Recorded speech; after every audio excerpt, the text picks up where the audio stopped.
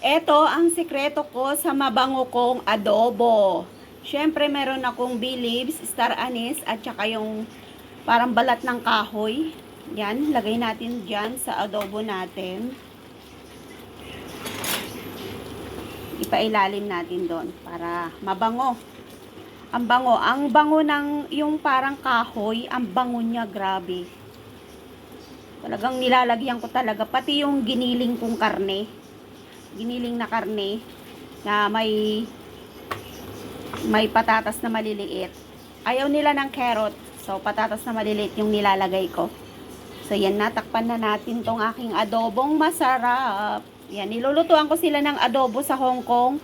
Kaya lang, walang suka. Yung sa atin kasi may suka. Yung sa kanila, wala.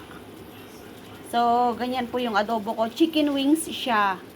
Minarinid ko yan, tapos prinito ko konti. Yung brown na yung labas, pero may dugo pa rin yung loob. Kasi pakukuluan ko pa naman siya. Takpan natin para maluto yung loob. Ang bango, grabe. Sarap amoy-amoyin. Favorito ng alalaga kong bata, tsaka si amo kong lalaki. So, buksan-buksan natin kasi baka masunog yung pinaka ilalim niya. Kunti lang kasi yung nilalagay kong sabaw. Yung pag naubos yung sabaw, sakto lang sa sa pagkakaluto ng patatas.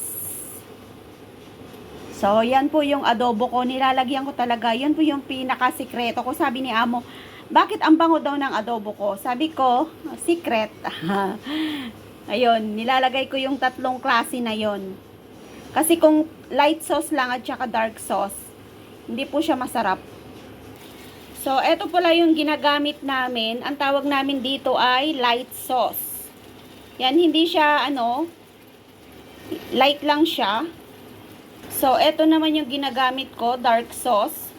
Sobrang itim naman to. So, konti lang po yung nilalagay ko sa adobo namin. Yan, maitim. So, yan, kukunti na lang po yung sabaw.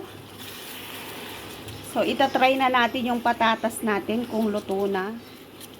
Ayan, luto na nga siya, oh. Ayan. Bibiyakin natin. Oh.